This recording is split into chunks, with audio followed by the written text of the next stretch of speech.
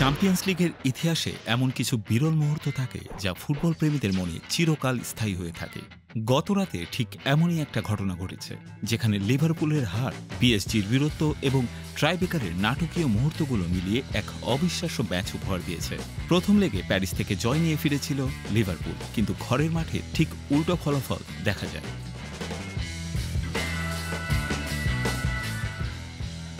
PSG তাদের স্বপ্ন ভেঙে 4-1 ব্যবধানে জয়ী হয়।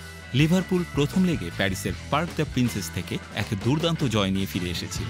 সবাই ভেবেছিল এবার নিশ্চয়ই তারা নিজেদের ঘরের মাঠে তাদের শক্তি দেখাবে, কিন্তু অ্যানফিল্ডে কিছুই তাদের পথে সহায়ক হয়নি। 12 মিনিটের মাথায় পিএসজির উসমান দেমবেলে একটি দারুণ গোল করে সমতায় ফেরান।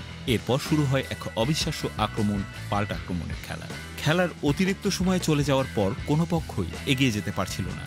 পিএসজির প্রতিটা শট এবং লিভারপুলের প্রতিটা পাল্টা আক্রমণ এক অন্য মাত্রায় পৌঁছেছিল, কিন্তু যখন সবকিছু মনে হচ্ছিল শেষ, তখনই পিএসজির কপাল খোলে ট্রাইবেকারের জন্য।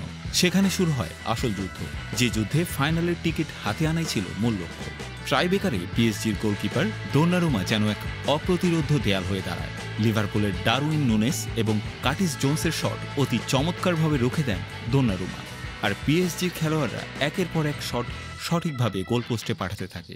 ভিতিনিয়া, দেমবেলে এবং দিসায়ার সকলেই নিজেদের পেনাল্টি শট ঠিকভাবে রাখতে সক্ষম হন, আর সবশেষে পিএসজির 4-1 জয় নিশ্চিত হয়ে যায়। এভাবে গ্রুপ পর্বের সবচেয়ে বেশি পয়েন্ট নিয়ে হেরে যায় লিভারপুল।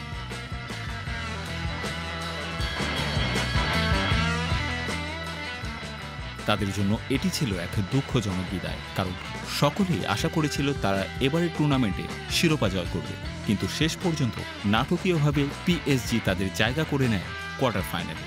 এখন পিএসজি অপেক্ষা করছে তাদের পরবর্তী চ্যালেঞ্জের জন্য। অ্যাস্টন ভিলা অথবা ক্লাববুর্গের বিপক্ষে তাদের লড়াই শুরু হবে 8 এপ্রিল, যেখানে পরবর্তী বিজয়ী লড়বে ফাইনাল ম্যাচে।